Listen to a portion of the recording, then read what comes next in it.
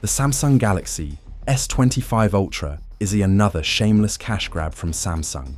For $1,299, you can purchase the S25 Ultra with a few minor upgrades, a slightly faster CPU, the same screen, same battery, the same camera, and the same design as the S24 Ultra.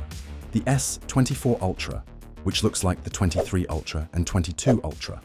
A typical strategy for Samsung is to copy from Apple rather than beat them. 12 gigabytes of RAM, 5,000 mAh battery, 45-watt charging for past 5 years. That's Samsung AI for you. Nothing new. It's quickly turning into a huge disappointment for many users, ourselves included. If you were one of the early adopters, or are thinking about buying one, you're probably wondering, is this really the device we've been waiting for? The Galaxy S25 Ultra is an outlier in terms of specs compared to its predecessor, with most features remaining unchanged except for Qualcomm's latest flagship processor. The device offers 12 gigabytes of RAM, up to 1 terabyte of storage, a 5,000 mAh battery, and an almost identical camera system, except for an upgraded ultra-wide lens. The Snapdragon 8 Elite chipset isn't worth mentioning in itself, as it was an excellent chip. Samsung's competitors, like the OnePlus 13, Vivo X200 Pro, are really moving their respective spec sheets forward in big ways, such as a larger battery, faster charging speeds, IP69 certification, and new ultra-wide and telephoto lenses. While Samsung doesn't need to reinvent the wheel every year, there is still room for meaningful changes to the Galaxy S25 Ultra's spec sheet. The brand missed some easy wins, such as a move up to 16 gigabytes of RAM, 6,000 mAh battery, 65-watt charging, which is becoming standard in the AI era of smartphones. To begin with, one of the major apprehensions about the Galaxy S25 Ultra would be that it does not bring something great with camera improvements.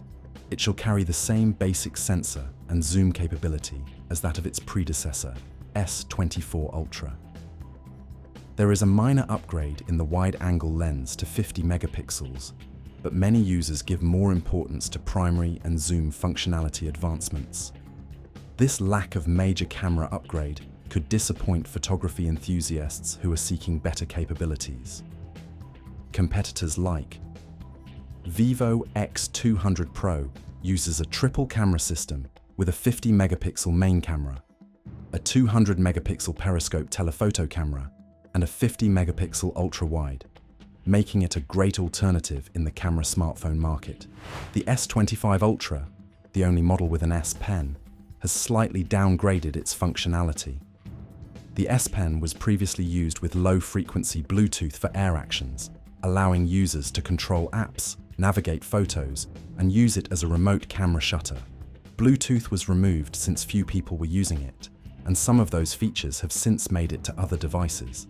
The S Pen's lack of Bluetooth makes it lighter and simpler, contributing to the S25 Ultra's 15-gram weight reduction. However, the S Pen's unique features are now gone, and then there's the battery life. Samsung touted all-day battery life with the Galaxy S25 Ultra, but here's the thing, it barely makes it through a full day of heavy use. Another noteworthy issue is that the battery capacity has remained unchanged at 5,000 mAh. While improvements in battery life were expected, what the S25 Ultra offers is the same specifications as its predecessor. Early reports suggest that the battery may not be up to par, raising questions about how well the device will last throughout the day. Many consumers were expecting a larger battery to support increased demands from applications and features. Charging technology is another area where the S25 Ultra lags behind.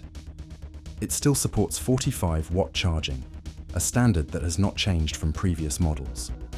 While there are some hints of improvements in marginal efficiency, the actual charging speed stays put, something that might finally disappoint users who get used to better charging capabilities by other devices. Some competitors offer 100 to 300 watt fast charging, but Samsung ignores it.